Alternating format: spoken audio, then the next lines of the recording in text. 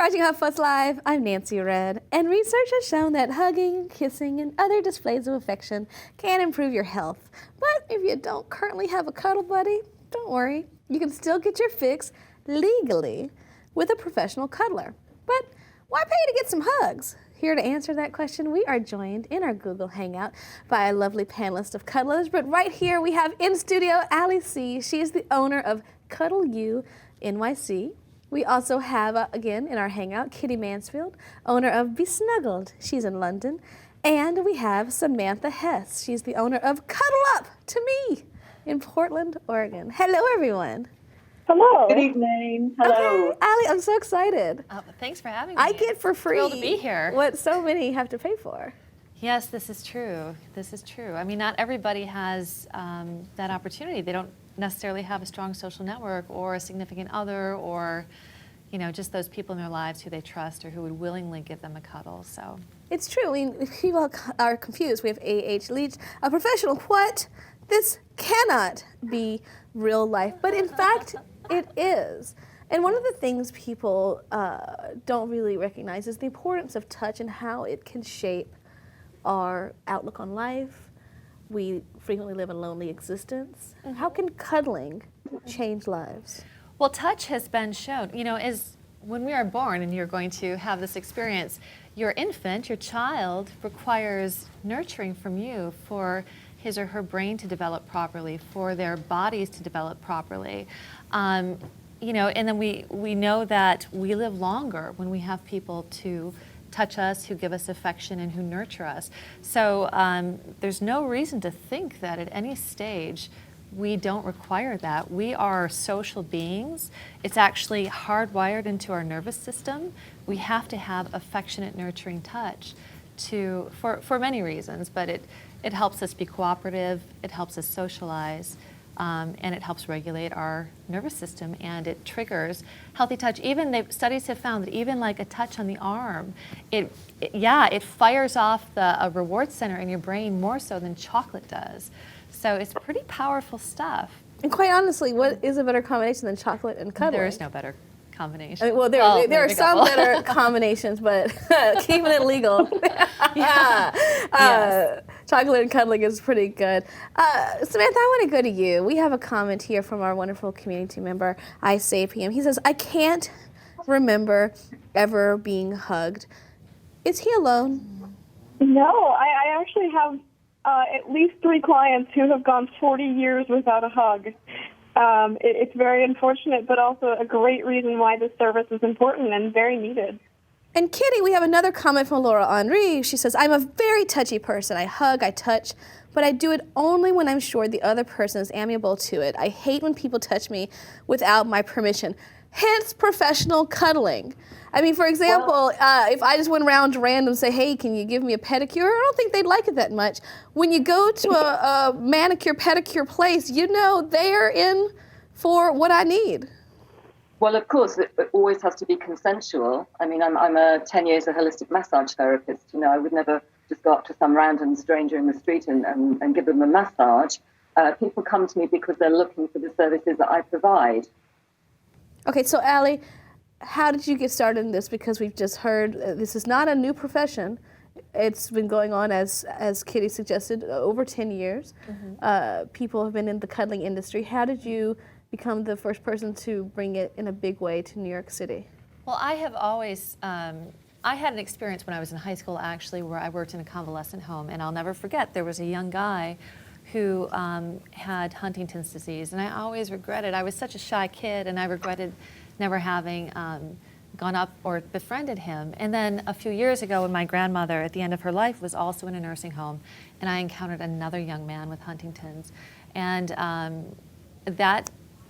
I knew that I wanted to do something where I actually physically touched people, whether it was in a nursing home setting or some sort of healthcare setting.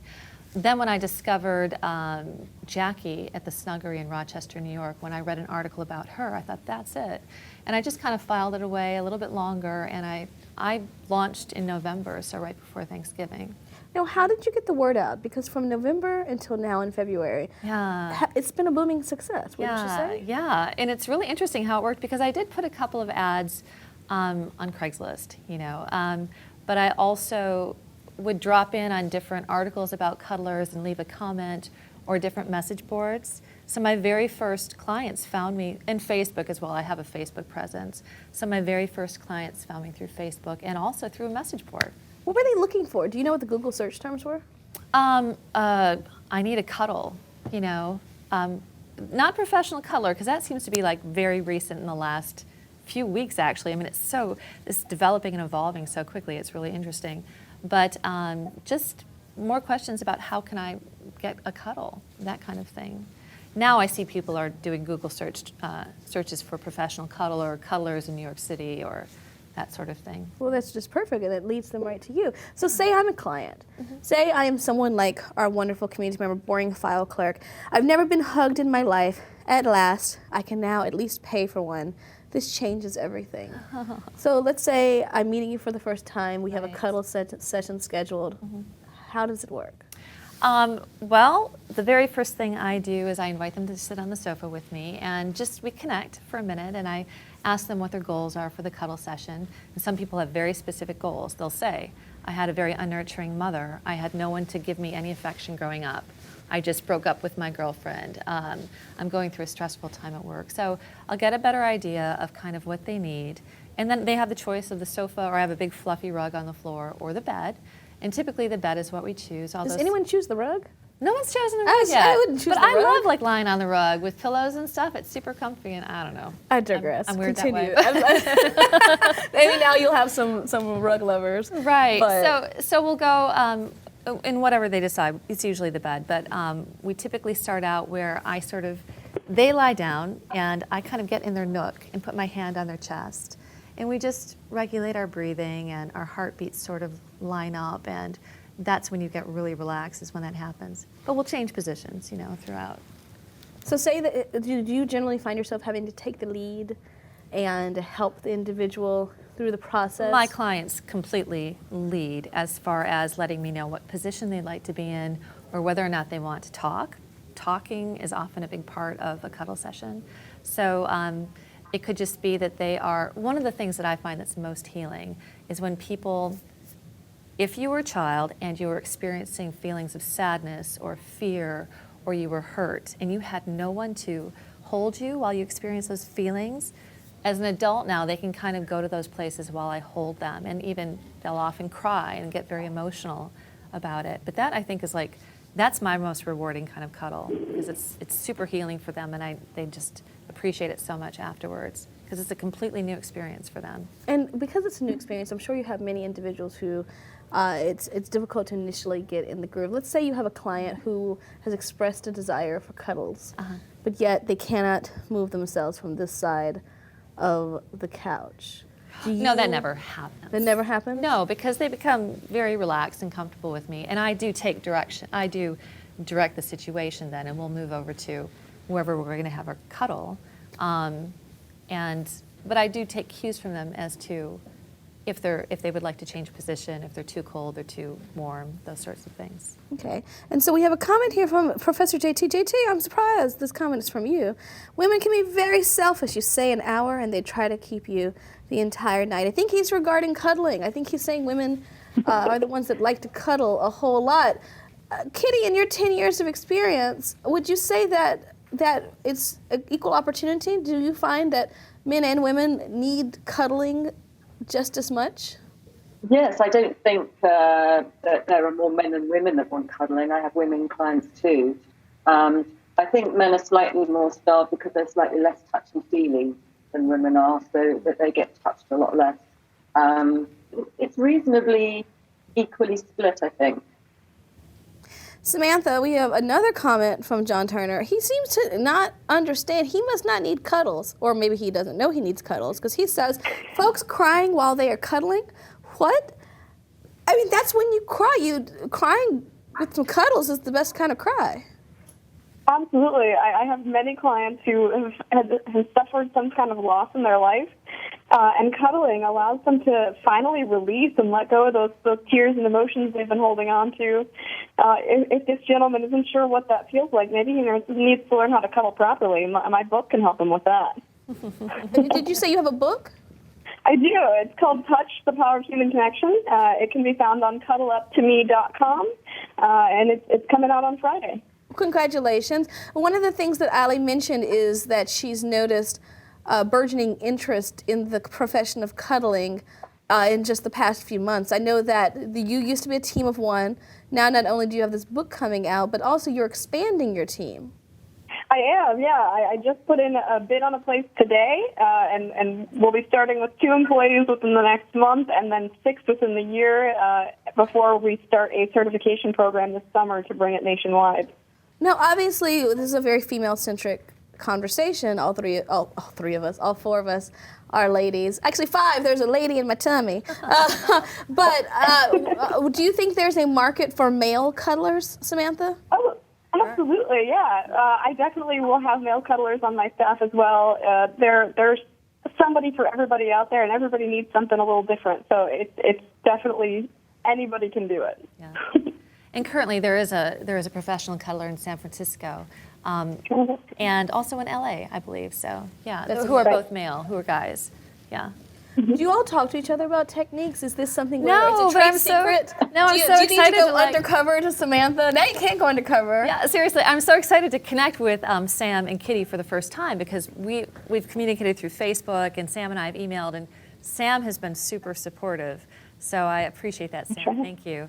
Because people are, as you can see, they're kind of resistant to this idea. There was a study done not too long ago where a researcher sat and observed people in different parts of the world, just friends having conversations. And within the same time limit, they found that people in England touched 0 times. That in the US, we might get exuberant about something and touch twice. And in Puerto Rico, they touched 180 times in that same time frame. So we are a touch-deprived society, and we've sexualized touch so much that, teachers don't hug children in school anymore. Little kids can't go up and give another, a 5-year-old can't give another 5-year-old a hug on the schoolyard. So it's actually pretty scary. And with the way technology is evolving, we're becoming more and more isolated. And I think that the professional cuddling is a form of therapy. We're in the business of healing and helping people, and I think it's just going to become more and more popular and accepted, but it will take some time. I think personally, cuddling is more important than meditation, Kitty. I find, but it's again, though that's such a easy thing to say when you have a cuddler, when you have someone there to cuddle you all the time. And one of the things, so many people feel ostracized from society. They feel like they have a bravado about them or a demeanor about them they can't let go of, they can't be cuddled. But that can also be difficult for the provider. We have a question from Boring File Clerk. Have you ever had an experience where you felt unsafe and didn't want to hug the person? No, but I think as snugglers and cuddlers, we rely on our intuition a lot. I know a lot of us kind of meet up with people prior to the actual session. Certainly, if I sit down with someone and I have a gut feeling about them, then the session won't go forward. So, plus, I think we always have security on our premises. So far, so good. So far, so good. What about you, Samantha? I do public meet and greets before I consider taking on any clients, which has avoided any difficult situations. But I have had to turn down a few people who are looking for, shall we say, upgrades.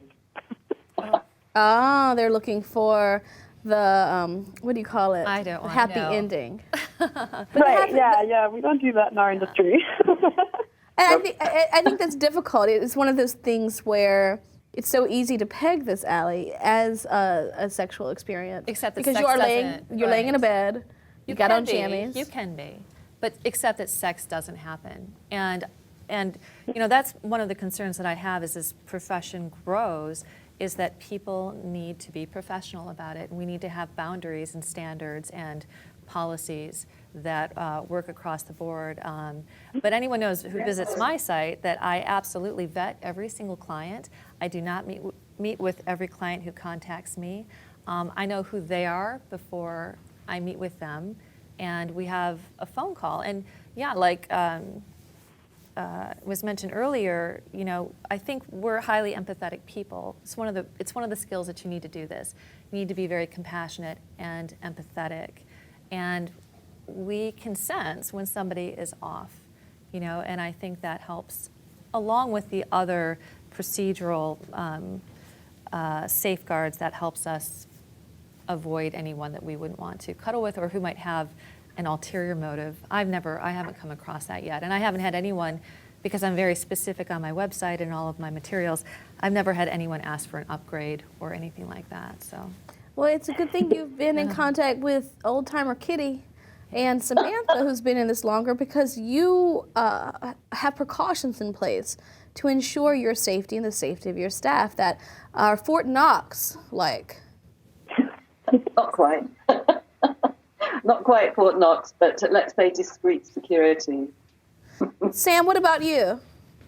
The retail location is going to have cameras in every room, and I have a very lengthy waiver that Ali C has a similar waiver as well. People know the specific rules and regulations regarding the service. And that's a good thing, because it means you can provide your service without fear. One of the things, though, when I hear this, it's the antithesis of what modern society considers to be therapy. Therapy, in most situations, is someone at this distance talking about your problems. If you cry, you get a tissue.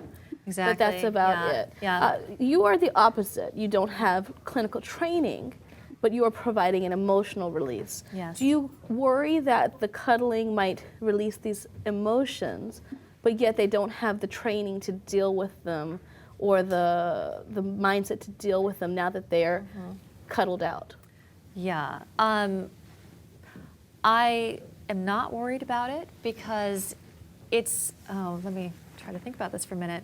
But I haven't had that experience where something was so powerful, or if I came across an individual who, for instance, was suicidal or something like that, which I think would be, something that I know I couldn't handle. I have psychologist friends who I can refer them to, and suicide hotlines and that sort of thing, just like anyone else. If someone came in to see a psychologist, that's exactly what they would do as well. But I will say, too, I think one of the failings of psychology and the whole psychiatry in general is that there is no touch. Someone is going through they're releasing a lot of pain, and afterwards they're not given any sort of physical reassurance that things are going to be okay. So we're definitely filling a need that's lacking in modern psychiatry. Absolutely. And technically, Kitty, the same can be said of massage therapy. Many people feel tremendous release. I'm sure, aside from your cuddling enterprise, you've had people cry during massage. You've had people release their energy during massage. What is the difference between the cuddling experience and the massage experience? For me, it's a logical extension to my massage practice. It seems no less weird to cuddle somebody than it does to massage somebody that's lying semi-nude on a massage table. Cuddling to me seems kind of less weird in a way, if you want to put it that way. People think cuddling for money is strange, but massage therapy arguably is stranger. Mm-hmm. Samantha, weigh in here.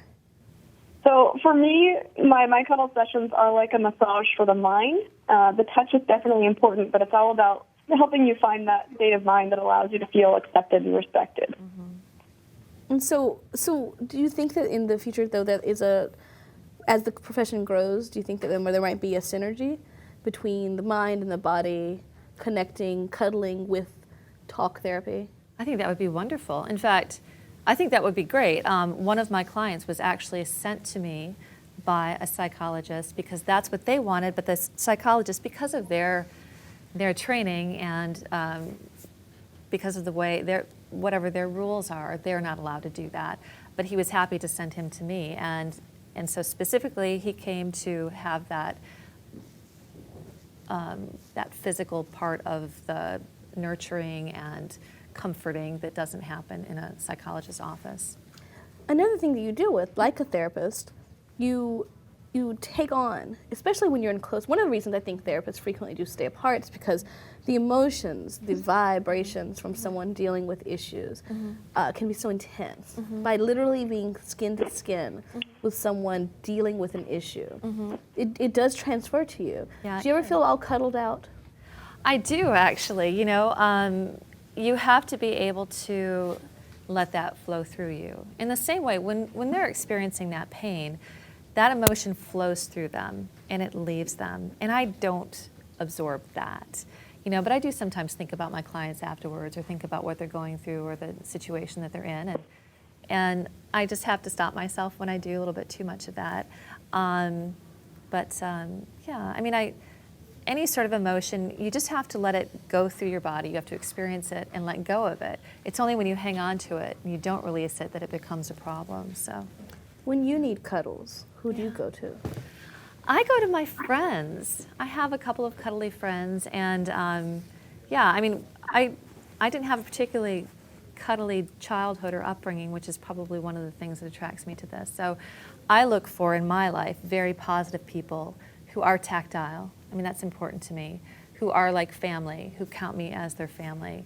And I can get a hug or a cuddle from them. What about you, Kitty? I guess same with me. I go to friends. I have some very tactile, cuddly friends.